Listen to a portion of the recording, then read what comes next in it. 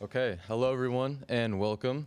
My name is Matt Wormington and I'm a senior at KU studying German, political science, global and international studies with a minor in intelligence and national security. I'm proud to be a visitor services assistant and a proponent of the Dole Institute's Student Advisory Board, the official student group of the Institute. Being involved at the Dole Institute will allow me to connect with local politicians and journalists through attending programs, dinners, and exclusive meet and greets. This will give me insights and perspectives into the fields of politics and communications. As a student, I am grateful for the opportunity and to get these connections so early. The Student Advisory Board is a bipartisan group whose members can access many great opportunities like these through their involvement with the Institute, including volunteering at programs and networking with our special guests. If you are a student and you would like to join, please email us at dolesab@ku.edu or speak with a staff member after the program. A video of today's program will be available on our YouTube channel, and you can also access videos of our past programs by visiting the same channel. A loop hearing system is available to use if you have a T-coil hearing aid, and we also have a limited number of listening devices. If you have questions about the loop system or if at any time during the program you have a difficulty hearing, please alert one of our staff members. After the program, we will have some time for the audience to ask questions. If you have a question, please raise your hand and a worker with a microphone will come to you. Please stand if you're able and ask just one brief question. If you're a part of our virtual audience, you may submit your questions to dolequestions@ku.edu. The Dole Institute's mission is to foster a civil and respectful discussion around important and often difficult topics. Please phrase your questions with this in mind. Before we begin, I'd like to remind you to please turn off your cell phones. Now, please join me in welcoming Director of Operations and Strategic Initiatives, Beth Visosky.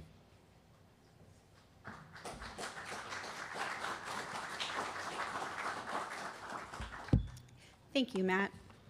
Good afternoon and welcome to the Dole Institute of Politics. And thank you for attending today's program. As we reflect on the 81st anniversary of D-Day, I'm delighted to see so many people in attendance for this afternoon's conversation with author and historian Gregory Fontenot for a discussion about his new book, No Sacrifice Too Great, the 1st Infantry Division in World War II. I would like to welcome everybody in attendance to join us at the table near the entrance of the room, back where you came in, after the program for a book sale and signing following the program. So this is the book we're going to be talking about today. Gregory Fontenot is a retired colonel of the U.S. Army. He is currently a consultant for the Army and is a working historian. He has authored several books and has won awards from the Army Historical Foundation for his writing. He was also inducted into the Fort Leavenworth Hall of Fame on May 28th for his exceptional service and enduring connection to the Army's legacy of leadership and education. We're also lucky to have here today Adrian Lewis, retired soldier and professor of military history here at KU. He has extensively researched and written on war, military affairs, and the U.S. Armed Forces, teaching courses from World War II through recent military operations. He is a published author and is taught at the U.S. Military Academy. Before I turn things over, I want to make special mention of our annual summer K-12 engagement. This July will mark the 20th anniversary of our Youth Civic Leadership Institute, led by our very own Senior Associate Director, Dr. Barbara Ballard. While I have your attention, I'd like to remind you that there is not a Fort Leavenworth program this July, but please join us on the first Wednesday in August, which is the 6th, at 3 p.m. for Whiz Kids at War, Data Analysis in America's War in Vietnam, presented by the U.S. Army Command and General Staff College. Now, please join me in welcoming Colonel Fontenot and Adrian Lewis. Okay.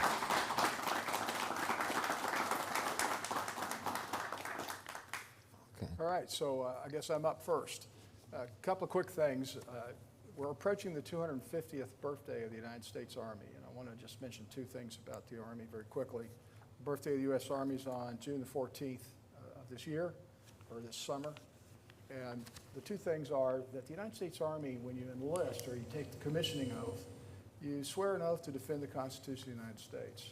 Enshrined in the Constitution of the United States is the idea at the time was perceived as ridiculous in some places that all of us are created equal. We don't swear an oath to the country. We don't swear an oath to a sovereign or to a person, but to an idea. Now, I think that's an important distinction that our Army has. And the second thing is I learned from my dad, First Sergeant, U.S. Army, retired Hickson Fontenot. He's a Choctaw Indian. I don't know what Hickson means in Choctaw, but that's his name. He said to me that the thing that was important to him about the United States Army is in the U.S. Army, it didn't matter what your name was when you were born. What mattered is what you did while you were in the Army. And I think that's also a distinction. A lot of armies, it matters who you are at birth more than what you do in service. And I think our country is blessed by having an army like that. And don't mistake it. We would have no country without an army. And we would have difficulty defending against external enemies without a standing force. Finally, the United States, as a tradition, likes to do things military extemporaneously and then do away with it as soon as possible thereafter. We're in the process of extemporaneously discovering that we've done away with too many things too fast now, and I hope it doesn't lead to bad things. And that's the closest I'm going to come to having anything political to say. But I can tell you, if you aren't ready, it's going to show. And we've had a lot of things that we've done where we were not ready. In this instance, that's not been the case. So let's talk about Omaha Beach. It is today D+81 exactly. Did you want to ask the questions about who had been to Omaha? Yeah. I think I preempted you, and I'm sorry. No, the sequence of events is we're going to have a little bit of a PowerPoint. One of the things about Normandy or talked about any military operations is you need to have some sense of geography, some sense of terrain. So our intent was to start with a little bit of a PowerPoint presentation. Then I'll follow up with a few questions, and then we'll open it up to you. So I'm going to let you go ahead and Go ahead, fine. That'll work for me. Yeah. So this is a little bit misleading. It says Omaha Beach to Coman, June, July 1944. We're going to focus on Omaha. If somebody wants to ask questions about the bocage and the rest of it afterwards, we can do that. May come back to this photograph. This is E Company of the 16th United States Infantry Regiment, 1st Infantry Division on D-Day 81 years ago. A couple things to point out. These guys are going ashore, and they're going to wade quite some time before they get to the beach. And then the beach is 300 or so yards to the seawall. You can barely see the seawall. And then through the smoke and haze, you can see the heights at Colville-sur-Mer, and that's about 100-foot elevation from the seawall. The seawall's about 4 feet from what in those days was shingle. When you hear people talk about shingle at Omaha Beach, they're talking about 90-millimeter chunks of rock, roughly the size of a softball. So if you've been to Omaha Beach, you say, well, where does shingle go? Because it's all gone. We use it to build roads. It became ballast for roads to get us off the beach. So that photograph is seen many places, but it is, in my opinion, it tells you a lot about the day. Pretty gloomy day, smoke, haze, and bad weather. Saying with a couple folks just before we began here but before I get to that, let me talk a little bit about who the command group was. This is a photograph of the 7th Army Commander, George S. Patton, saying farewell to the 1st Infantry Division as it prepared to go to the UK to rehearse for D-Day. Clarence R. Huebner came from a little town in Kansas, in north central Kansas, went to business school because he couldn't afford college, but he could type and write as a consequence, which led him to being a commissioned officer. This is a guy that never went to college, went to a business school, and yet retired as a 4-star general. Goes back to what you do in the Army is more important than who you are. He didn't have to go to Yale or Harvard to be a 4-star. And maybe that's instructive for 4-stars today. When you think about the rest of the command group, adjacent to him is, let's see, Huebner by Patton, and then right by Huebner is Clift Andrus. Andrus was an Army brat. His father was a cavalryman. He had been the division artillery commander and was still. His division commander when he was first in the division was Terry Allen. Terry Allen's dad was an artilleryman. Allen's dad and Andrus's dad, and therefore the two of them, served at Fort Apache. These two boys were streperous teenagers, and so their dads agreed that they would turn them over to the local Apache chieftain to live with him for a couple of weeks and see how they liked being Apaches. And they discovered they wanted to be cavalry officers' kids instead of living the way the Apaches do, because the Apaches don't put up with quite the same level of stuff that their parents did. They decided to get even with their dads. Andrus agreed that he would become an artilleryman to defy his father, the cavalry officer. And Allen, whose dad was an artilleryman, decided he would defy his dad by becoming a cavalry officer. And so they did. So Andrus is now the assistant division commander, or division artillery commander. The guy next to him is Hobart Gay, who is the chief of staff of 7th Army, and the officer next to him is a colonel who I could never been able to identify. The last guy is Willard G. Wyman, who is a cavalry officer also, who is the assistant division commander of the 1st Division from this time until December of 1944. Wyman's an interesting guy. He was a Mandarin Chinese speaker. He was sent into the Gobi Desert to map the place. Picture that. Go say, hey, go map the Gobi Desert. Okay, yeah, I'll get back to you. And so he did. He mapped the Gobi Desert. Later on, he was with Vinegar Joe Stilwell and led Stilwell and his guys out on foot from Burma when they had to E&E to get out, escape and evade, so they didn't get captured by the Japanese. So that's the kind of guys you have running the 1st Division. These are serious guys. Hubner, by the way, was a decorated officer who had commanded a battalion in the 1st Infantry Division in World War I. So he'd been around, he'd seen the elephants, so to speak. There's 2 ways I never want to arrive in a battlefield, as I was telling Sergeant Major Votaw back there. If you'd raise your hand, Sergeant Major. He's an 82nd Airborne guy. So my least favorite way would be jumping out of a perfectly good airplane. And my second least favorite way, and maybe even, it's hard to pick one that's worse, but going ashore in a boat, all right? And so when you picture what these guys were doing, they're going to land, they're going to go into the boats at 3 o'clock in the morning to arrive at the beach at 6:30. Well, why is that, you say? Well, it's because they're 12 miles offshore, and it's going to take 3 hours to get there. And the seas are 5 to 6 feet, and these are flat-bottom boats. Anybody here own a flat-bottom fishing boat? How do you think that'd do in waves?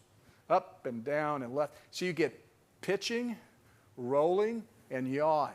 And they had steak and eggs for breakfast. How do you think that went? Everybody was cold, wet, and they'd thrown their guts up. Now look at this picture. You see that guy in the middle there, that baby face guy? Silver Star winner, passed not long after, I guess about 2018. I can't see it from here. But look at the kids in that boat. This is North Africa. And that's a British landing craft. The only difference between there and June 44 is they're colder and wetter than they were in North Africa. The boat you see in the top is an LCI, a landing craft infantry. You can walk down the stairs like a gentleman as opposed to going through the surf. And just key thing here is elevation. If you look at the elevation chart that you see on the right-hand side, you can see that you get into the water, you're going to go uphill to get to the seawall, you're going to climb over the seawall, then you're going to go about 200 to 250 yards to get to the escarpment, or the Colville escarpment in this case, and then climb that. So you're going uphill all the way. You're soaking wet, you're freezing cold, and Lieutenant Spaulding, who won a DSC that day, described his guys as looking like they were wading through mud because they were so cold, so wet, they were having trouble just moving. By the way, the consequence of that is they got killed in pretty good numbers and wounded in high numbers. I got to know a D-Day veteran from the 352nd Infantry Division of the German Army named Helmut Machmer. And I asked Helmut Machmer, well, what was it like that day? He was a radio telephone operator for a Fort Observer of an artillery regiment of the 352nd. And he said it was a slaughter, which I think is a pretty good description of what it was like that day. There's a picture of a DUKW, a duck, crossing the bow of the USS Texas, 10,000 yards offshore, and it had already been 13,000 yards to get to the Texas. And look at that thing. There's not much freeboard. You know, a whole bunch of people drowned in a DUKW in a lake in Missouri. So imagine how hard it was to get to the shore alive in one of those things. On the right is a sector sketch from, I think, Widerstand Nest 62. I can't be sure of that, but I think that's where it came from. And that shows what you could see. Now, of interest to me is if you look at the beach, the line of the beach, it's concave, which means on On the east side of the beach, you can see all the way down and shoot into the flanks of the Americans as they're wading ashore. Heinrich Severloh, who claimed to have, his claims are ridiculous, but he was in '62, had an MG-42, killed or wounded quite a few Americans. He claimed at one point that he killed hundreds. There's no question that that's mistaken, but well, I'll rest my case. I'll move on. Okay. That's what the beachhead looked like in planning, and this is what it was actually like getting ashore. I can't really see that very clearly. But the bottom line here is this landing succeeded because of small units led by junior officers and non-commissioned officers. We can talk about that in more detail once we get through some other discussions. But the point I want to make here is the general officers and admirals who were disposing of the planning were not in a position to control anything. And one of the things Americans are confused about is that there won't be ambiguity in the future.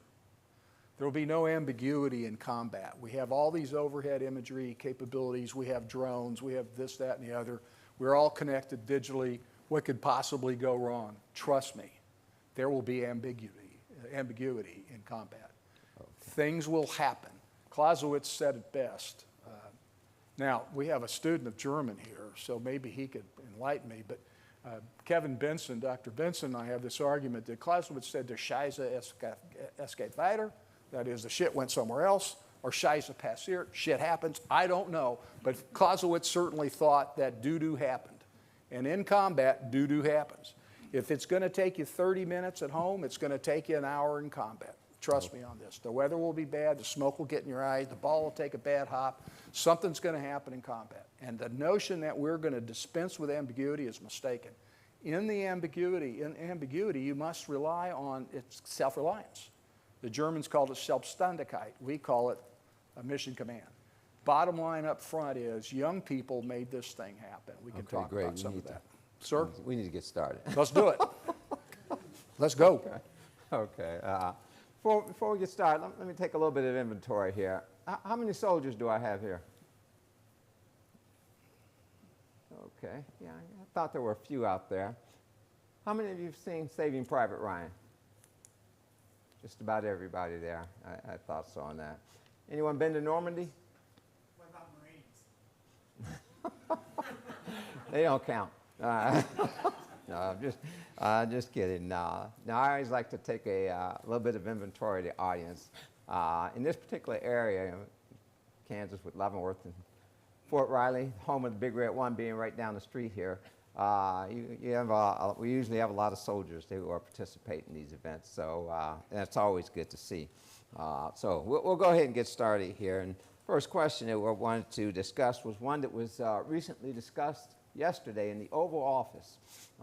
The Chancellor of Germany is here, and the Normandy invasion came up to President Trump. And the significance of the Normandy invasion came up, and the Chancellor of Germany had a little bit to say about the significance of the Normandy invasion. So my first question then is can you tell us why this matters? Why is the Normandy invasion so significant? Well, and the key thing there is Normandy invasion, not the landing. The landing is a task. The mission was to get ashore and destroy the German army. So it sounds crazy to say this. The defining moment of the American army in some ways you could say is Omaha Beach and maybe the Ardennes later.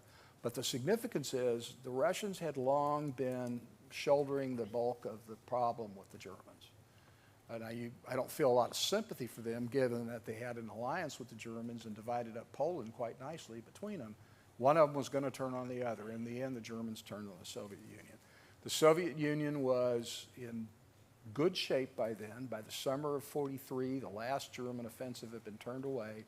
But this was designed also to take the pressure from the Russians, the Soviet Union rather, and to complete the defeat of the German government. And the other reason it's important, I think, Adrian, is by now, but the Germans and the Allies all knew that the standard would be unconditional surrender. Unconditional surrender. No negotiation. And that is an important step. That means nothing in the German government is going to be allowed to stand. And that obviously was a concern to the Germans, but it clearly set the standard for what was going to happen in the end. Okay, thank you. When I'm in class when this question comes up, I always say for the Americans and the British, this is the most important operation of World War II. For the American, I always say Stalingrad is for the Russians, the most important. But for Americans, this is the most important. Nothing in the Pacific Theater, in my view, is as important, as significant as this event. So for Americans, getting ashore and the Normandy invasion is the most significant event. The question often comes up is why the Big Red One? Why was the Big Red One selected for this particular task? So that's my second one. The Big Red One, as many of you know, landed in North Africa, and then they landed in Sicily, and then all of a sudden they were also pulled along to do the Normandy invasion and go in at Omaha Beach. So why were they selected? The 1st Infantry Division had done a heck of a job in North Africa. And that doesn't mean to say that the others that landed in North Africa hadn't. The 3rd Infantry Division, for example, landed on the Atlantic coast of Africa.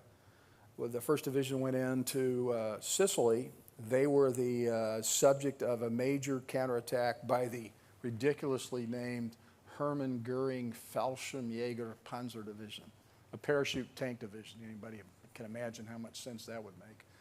And they were just about overrun on the beach. But what the American infantry had learned in the 1st ID in Tunisia, in El Ghatar precisely, is you could be overrun by tanks and still win the fight. Just come up behind them, shoot them with bazookas. And these guys had gotten that point. And they had a systematic way of learning lessons. And by learning a lesson, I mean, it isn't a lesson until you affect behavior. It's a lesson collected until you affect behavior. They knew how to fight even if they got overrun. Patton, who had issues with the 1st Division, said about them in Sicily, I need those SOBs, only he didn't use the acronym. Bradley, in his memoir, says that he hated to do that to the 1st Infantry Division because by then those guys had gone through 2 invasions, they had had significant casualties. They thought they had a break coming. He said couldn't give them a break because it's too important, as you point out, it's too important to let them have that break. So he made them the main effort at the critical point. Omaha Beach was going to be tougher than just about any place else in Normandy, and they would be the guys to do it because they were good. And you don't get good unless you learn in combat. And learning in combat, for those of you who have experienced combat or learning in anything, requires effort. So that's it. Right, yeah. Bradley, after the invasion, stated that if it hadn't been for the Big Red One, we probably would have lost Omaha Beach. So there's a vote of confidence that he had with the Big Red One, 1st Infantry Division there. Can you explain to us why was Omaha Beach so difficult? When I teach this class, I always say the Americans had the worst of times and they had the best of times. At Omaha Beach, they had the worst of times, and at Utah Beach, they had the best of times in regards to the landing, the assault. So can you explain to us why was Omaha Beach so difficult? You're right about Utah, 179 or 80 people killed, whereas, 1,800 or so on Omaha Beach. Well, and the reason is, if you look at that sector sketch, picture that sector sketch in your mind, you could see the concave nature of the beach. So as you look down from the east to the west, and this is the attack is heading south, so, right is west, left is east, it is easy to kill Americans coming ashore there because you've got the advantage of that concave beach.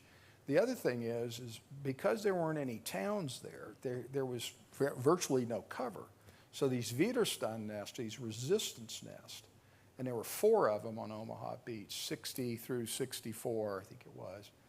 They were equipped with machine guns firing through embrasures, which means you didn't have to be well trained particularly to run a machine gun. Without insulting my infantry friends, an automatic weapon doesn't require a whole lot. You just point and shoots like a hose.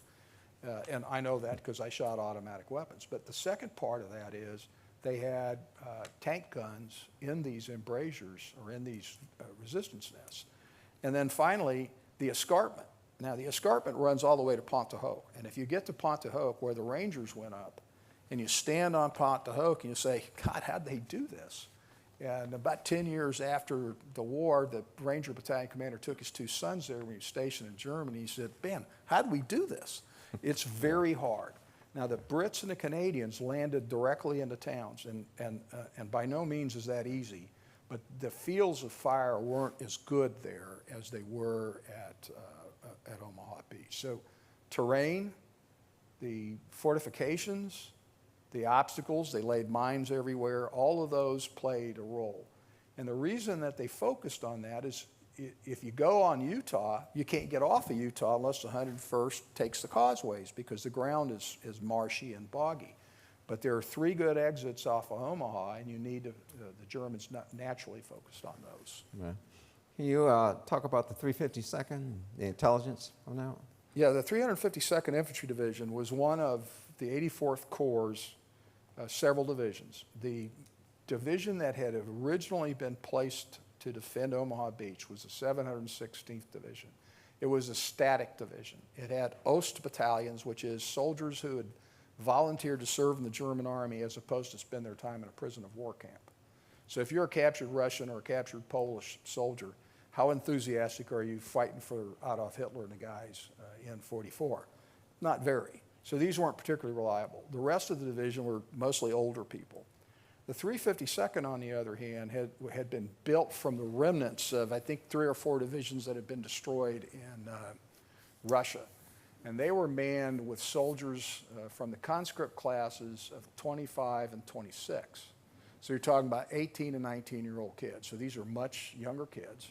They'd been re-equipped under the 1943 Table of Organization for German Army, in which case they had a great many automatic weapons. The way the Germans made up for troop shortages were automatic weapons. They had far more automatic weapons in those divisions than we had in our own. So that's the 352nd. So why are they there? Well, the 352nd came in as it was being rebuilt, and Marx put it in to backstop the 716th Static Division, which would give him a mobile reserve along with Kurt Meyer's Kampfgruppe Meyer, which was tanks and mechanized infantry, would be the reserve for the 84th Corps. The 84th Corps' other units were the 91st Air Landing Division, which is down at the the peninsula leading to Cherbourg, I forget the name of it, and the last division was in Guernsey Island, and they stayed there until after the war. So now you have 2 divisions in Omaha Beach area. One of the regiments of the 352nd backstopped the division, the 716th. So what you have is, instead of a battalion, you had 2 battalions where there had been 1. Instead of a single regiment, you had 2 regiments. So you had about somewhere on the order of 2,400 Germans in the immediate defense of the beach. And when you count up the 9 rifle companies in the first waves at Omaha Beach, you come up with about 1,800. So you got a 1-to-1 attack, and the other guys are fortified. Now, we had naval gunfire, but right. I think that gets at it. Do you? You're right, yeah. Now, in terms of the intelligence, they figure out that the 352nd is fairly close, but they don't figure it out fast enough, and there's a consequence of that when the Big Red One hits Omaha Beach. There's a bigger force there. And a better force also, as you noted. It's a great save, Adrian. I forgot that. Yeah, so that at least in part on that. And he noted also when he said that Greg was noting that the concave shape of Omaha Beach, when you think about sort of banana shape in that sense, and guns were not, German weapon systems didn't point out to sea. They pointed along the inside of the beach, and as a consequence of that, you could have grazing fire down the length of the beach, and that was devastating when the landing was taking place. Just that aspect of the terrain figures into why Omaha Beach was also so difficult. Add the bluff to that, and it's a tough day. They don't call it Bloody Omaha for no reason. It was a very tough day for the men of the Big Red One. Having said that, can you explain to us how they overcome, how the Big Red One, and when you discuss this, can you do it in sort of a joint operations? Can you talk a little bit about the role that air power played, the role that the U.S. Navy will play in that in terms of overcoming the Germans at Omaha Beach? Let me start with the Navy.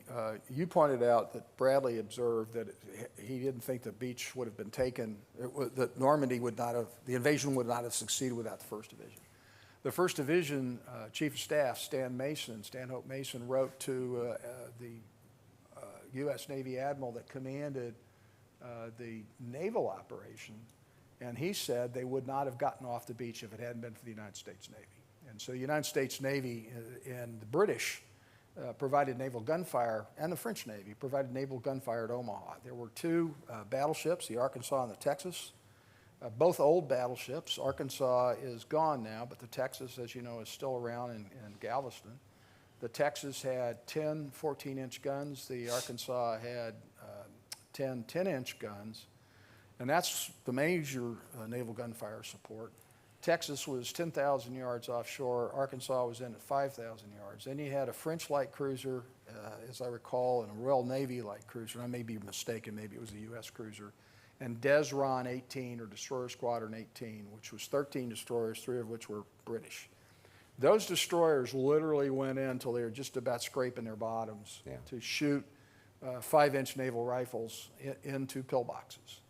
And they started responding to the few tanks that got ashore would shoot smoke rounds, and the Navy would shoot where the smoke rounds were. They had no communication, so you're talking about Americans behaving as Americans do. It looks like this guy needs some help, let me go help, and they did a remarkable job.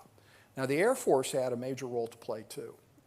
They were very concerned about killing Americans. So the way this was supposed to happen is at 6:30 you came ashore, but the naval bombardment and the air bombardment was going to proceed right up until that time. So to avoid killing Americans, the Air Force actually bombed Long and missed the beaches altogether.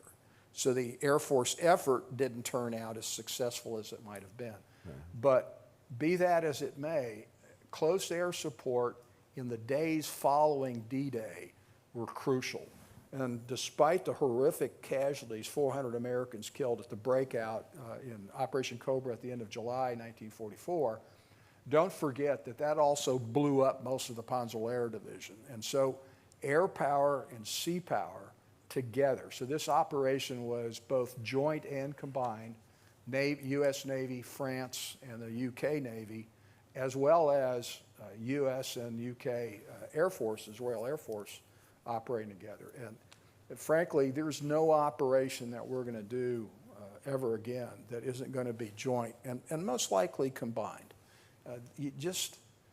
The industrial age warfare that the power of the United States carried today, we equipped the Russians and the British, and as Adrian and I were talking before this, we supplied the Russians and the British, not entirely, but a lot of it.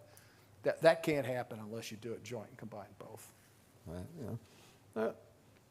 Let me emphasize it. At Omaha Beach, the plan did not go according to the way the generals and the admirals had planned it. And that small unit leadership mattered at Omaha Beach. The soldiers, sergeants, and lieutenants made the difference. And the plan to go up the 5 openings there, those didn't work. They had to go between them. So that is soldiers on the ground improvising. That is soldiers on the ground making the difference, not generals and admirals sitting on some ship back there. That is individuals on the ground making the difference there at Omaha Beach. And if it wasn't for those guys, we would not have been successful at Omaha Beach. So I can't overemphasize the significance of soldiers who are willing to take the initiative, who see a problem and figure out how to go around it, who can improvise, who can adapt quickly on the battlefield. And I would give a great deal of credit to the, not to generals and admirals again, but to captains and lieutenants and sergeants and privates on the ground there. They're the guys that made the big difference, in my view, at Omaha Beach. That's absolutely right. If I could add one thing to it, there's unsung heroes. Ralph Uffner, who was a company commander in the 16th Infantry, got ashore with one boat section, so about 30 guys out of 200. The rest of them were God knows where. As he came ashore, there were a bunch of African-American or black soldiers on the ground, and they were there to unload LSTs. They got put in, and there were no LSTs to unload. So so what are you guys here? Well, we're here to unload LSTs. We're no LSTs. What are you going to do? He said, hey, I need some help. They said, well, we were trained as infantry before we became baggage handlers. So one of the little-known facts is part of the assault of the 1st Infantry Division was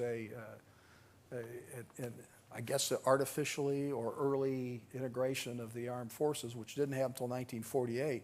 But the black guys and white guys found out they could fight together on Omaha Beach. And the other crew you may not know about is there was a barrage balloon unit that went ashore on D-Day that very little is known about. And finally, one of those guys is being recognized with a Distinguished Service Cross. And Waverly Johnson, I think his name is, I may be mistaken about that. Yeah. So Adrian's point is valid, but we often forget those who weren't given credit for the fighting at the time.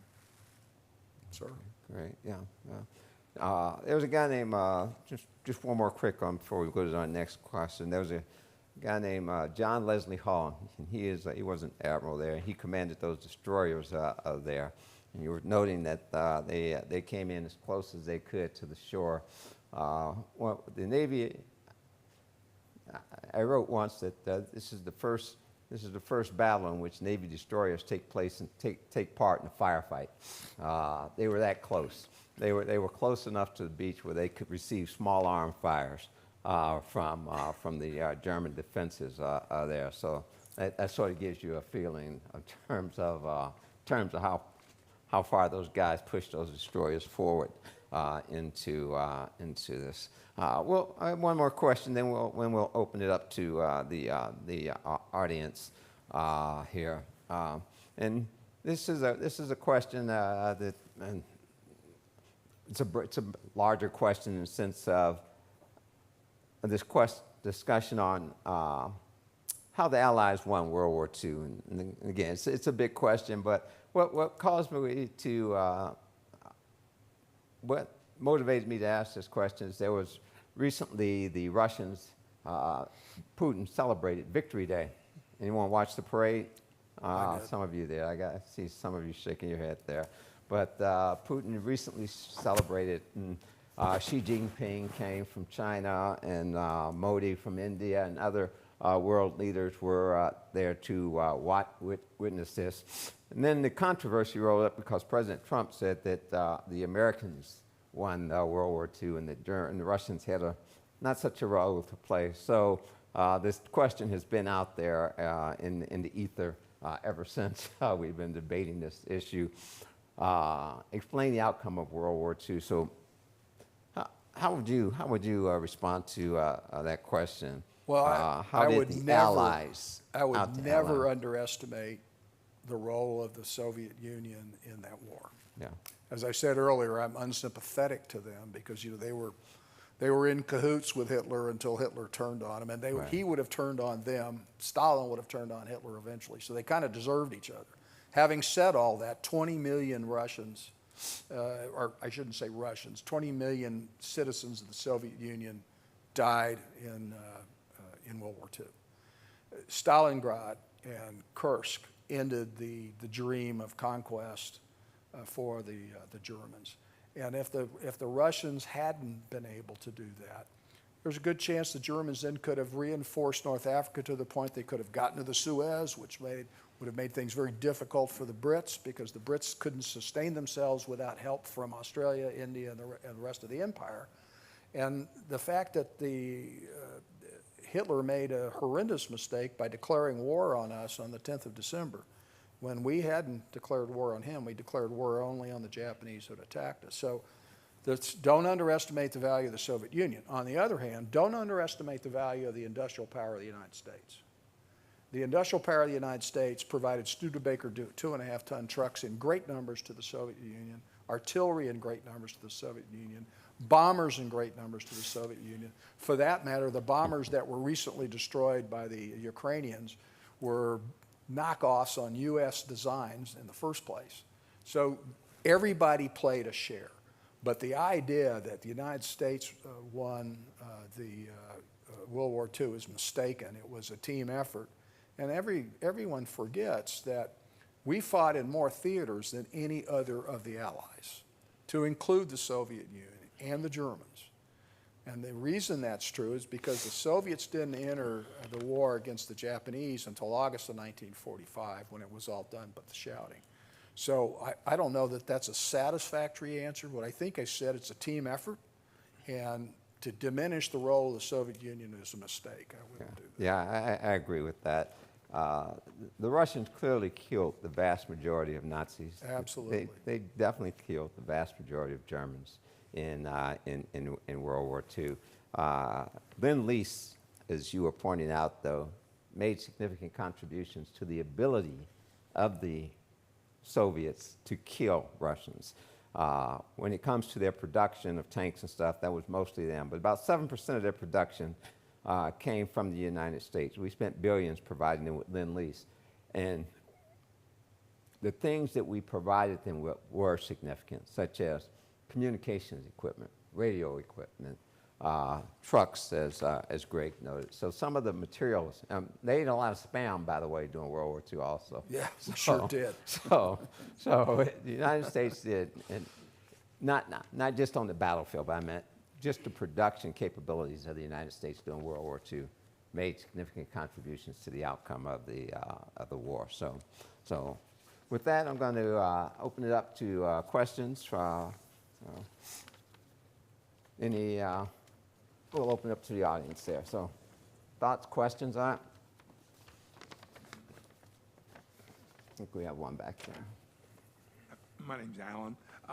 I'm just curious, is there any truth to the idea that the panzer divisions that were supposedly held in reserve at the time of Normandy by Hitler and wouldn't allow Rommel to release them, that could, if that had been released and used, could have affected the outcome of D-Day? Well, it is true that Rommel and the Oberbefehlshaber West, Rundstedt, had a different opinion about how to do this effort. Rommel wanted to win at the beach. If you let him off the beach, we're done. The German tradition is Bewegungskrieg, war of movement. So von Rundstedt, and Hitler for that matter, thought it would be better to let him get ashore and then counterattack with the Panzer units. But the Panzer divisions were, the command and control arrangement of the German army could not have been worse if Hitler had designed it himself. Well, wait, he did design it himself. So after he had largely taken over, July the 20th, absolutely after that, Hitler ran the war. Until then, they had this bifurcated system where you had a commander in the West, but then you had Oberkommando Wehrmacht, which then controlled von Schweppenberg's Panzer Reserve. So everything, it isn't a myth to say that they mismanaged their reserves. The idea that it would have made a difference if Rommel had had his way, historians can debate that. There's a new book that came out, Mistakes Generals Make, that says, hey, we did the wrong thing, should have gone narrow front. I don't get into those because that's not what happened. I would add to that just that the deception plan, Operation Fortitude, worked very well. And as a consequence of that, even if they had released those panzers, they wouldn't have released them all because they were still worried that there was another invasion coming in the area of the Pas-de-Calais, north of that area. So they put that fictitious army under a guy named Patton, and that deception plan worked, and that deception plan kept a lot of German forces that would have been moved into the Normandy area had there been no fear in German mind that there was another landing coming. They could have moved significant forces into that area, and the outcome of that landing then would have been definitely in question had the Germans not been paralyzed by that deception plan. So, so yes, those Panzer forces would have made a difference had they landed, or had they been pushed immediately forward to the Normandy area. Yeah. Agreement with that? He's coming. Okay.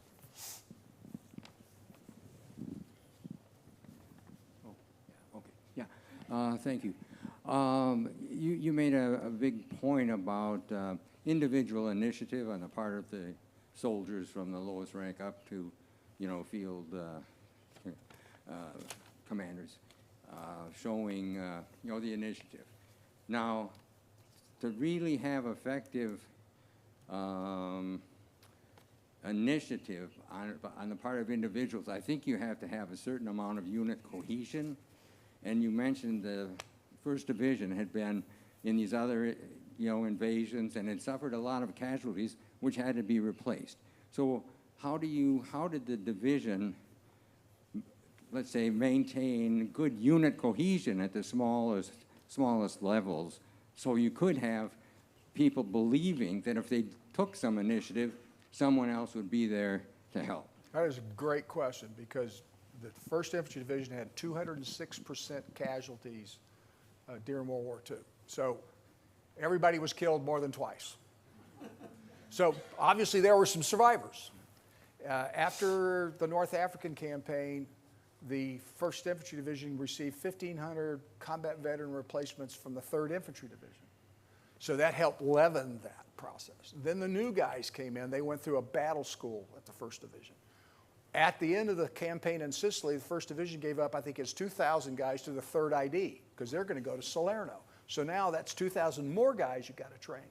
When you go look at the record of the 1st Division and you look at the B movies that you see, the black and white movies, Adrian's the new guy, I don't want to know him because he's going to get killed, I don't want to be friends with this guy. No, that's not what happens. The integration of replacements was something that good units did no matter how much little time they had. Quick vignette, because I know we don't have a lot of time. Interviewed a soldier, he's dead now sadly, so if I ask to interview you, don't do it. Everybody I interviewed for this book has now passed, so please don't let me interview you. So this fella came ashore on the 12th of June. He was a signalman, and there were 36 of these guys, and they went to a replacement depot on the beach, artillery still falling, and they were told count off by 2. 1, 2, 1, 2, 1, 2. All the 1s went to the 1st Division, all the 2s went to the 2nd Division. How Army of us. And he was picked up by his platoon leader, and the platoon leader bragged with him all the way into the inland about what a great division the 1st was. You're going to be okay. You're going to survive the war because we know what the hell we're doing. And then within a couple of days, the company commander of that signal unit met every soldier that was a replacement and told them what he expected of them and how good a unit this was. And that was the 1st Division. If you look at the 3rd Division, they did it that way. The 79th Division, the Cross-Lorraine, all the good units did that. You don't treat replacements as dirtbags because you're dependent on them. Seems obvious, but it wasn't obvious to screenwriters. Yeah. The Eisenhower and Bradley both put a lot of stock in having combat experience on the beach.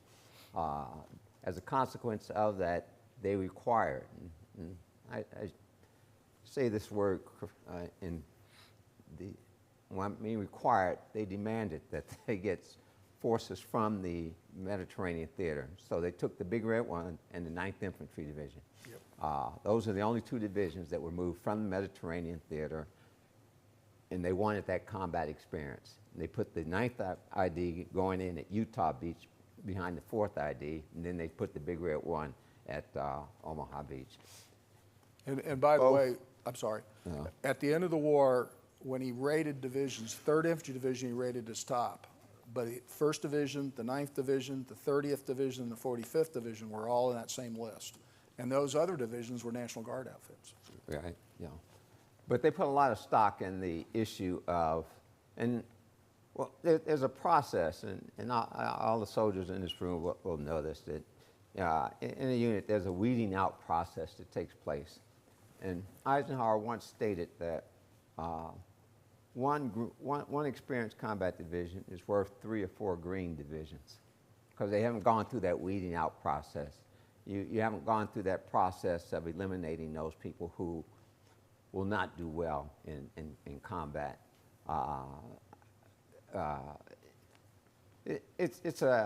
In my view, it's almost self-selection. People will select themselves out of a combat unit very quickly. People will even when you're not in combat, you're training a Ranger battalion, you're training those years, you'll see people will eliminate themselves very quickly from these things. So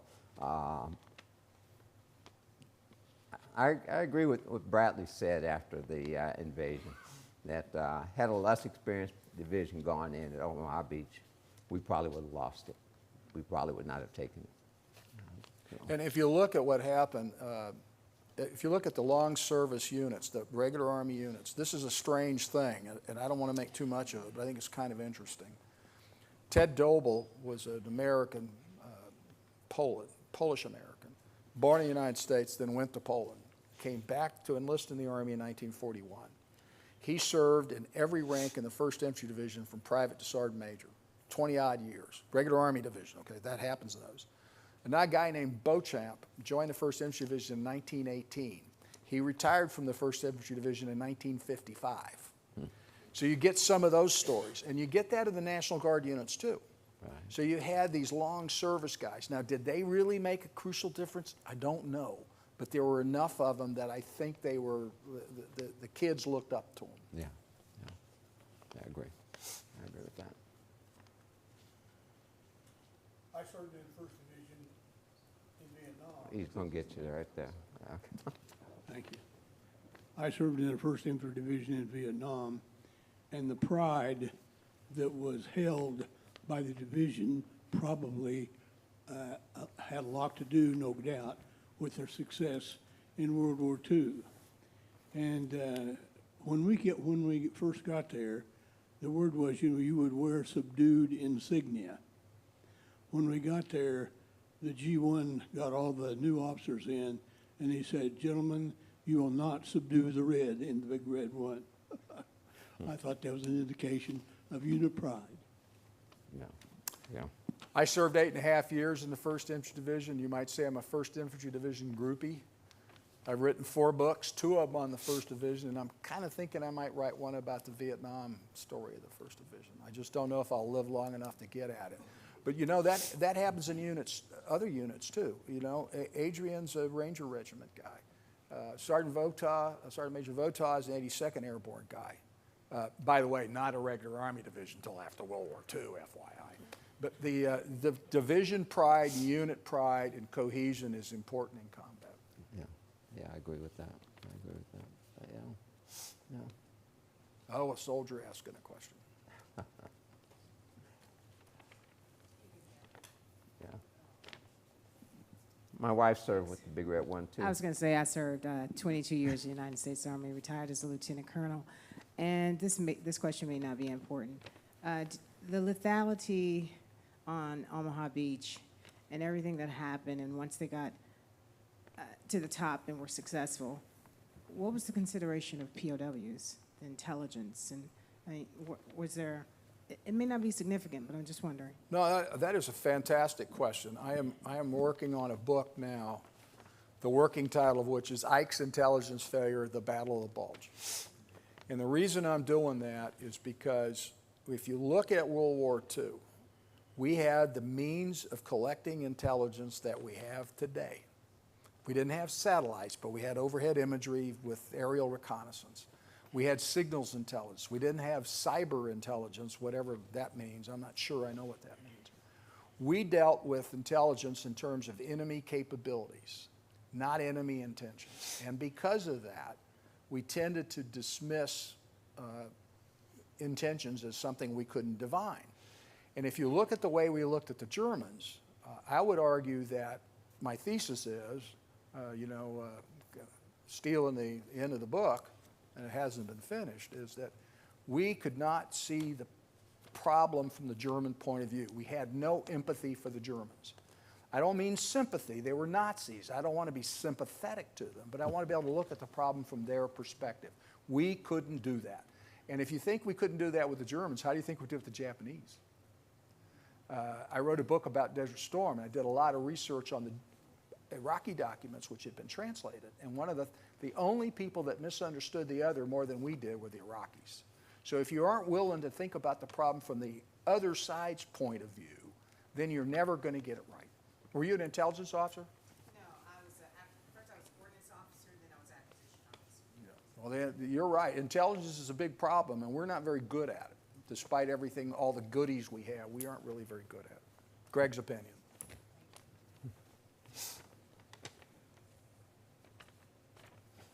Other question? Can you just touch a little bit on from what I understand is the second phase of the operation, which was the hedgerow fighting.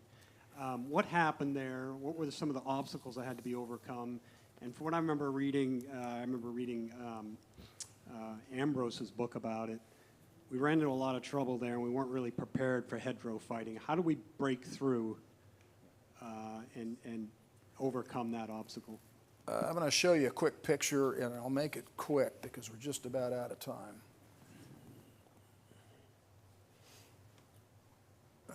There we go. So there's pictures of hedgerows. On the right is a sketch that came out of the 82nd Airborne. I didn't know those guys could read, let alone draw stuff. The 82nd Airborne did a very deep, Sergeant Major, I'll see you after this. I know you want to get even. The 82nd Airborne did a detailed study, and you can see their analysis of what a scheme might look like in a hedgerow. Now, so what is a hedgerow? It is farmers over time planting things to mark their property line.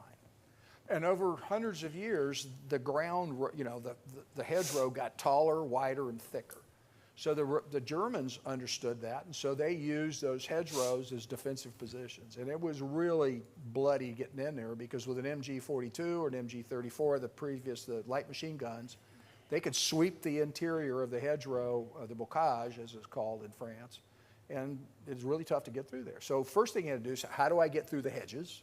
And the hedges, if you see them in Normandy, they're 8, 9 feet tall sometimes, and so the road now is shrunken. So the road is sunken, rather, maybe as much as 10 feet altogether between the top of the hedge, the dirt part of the hedge, not the trees. So first you got to get through that. Well, that is where the Cullen hedgerow device and other devices came in. The Cullen hedgerow, for those of you that wonder what it is a set of teeth put on a Sherman tank. You hit the hedge really hard with the tank, and it just scoops up the dirt and trees, and you go right on through. Wonderful thing about being a tanker is you can knock trees down. So that's part of it. The second part of that was you had to suppress the enemy fire so that you'd have to put in enough artillery to do that. And the good news for the United States is the only people who had more guns than we did were the Russians, and they couldn't mass fires the way we could. In the interwar period in the 30s, the United States, and the British eventually did too, changed from having battery commanders determine where to fire and how to fire to centralized fire direction linked by telephone. And we invented a thing called time on target. So within a few minutes, you could put together 19, 20 battalions to fire time on target. And by the way, Desert Storm was the last time we did that in a big way. 14 battalions fired time on target for 30 minutes. I was there, I saw it. It looked like a forest of brown trees sprouted up overnight. You do that, it really discourages the bad guys. And I can tell you from being under artillery fire only once. It only takes once for you to know everything you need to know about that. Am I right about that, Vietnam vet? When you know what suppressive fire is when you can't think of anything but getting out from under it. I only had to do it one time, but I did postdoctoral study. If anything after that's postdoc, okay? You just need one time. Well, there you go. Where were you? Quezon? No, I was at Lac A.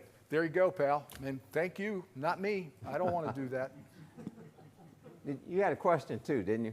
Yeah. No, he answered the question. You answered the question about caddy. Okay. Any others?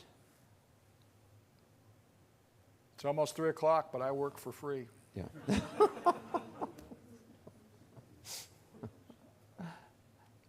Okay, well, thank you. I appreciate it. Thank you. Thanks, Adrian. Yeah, thank you. Thank you very Good much. job. Good job. Outstanding.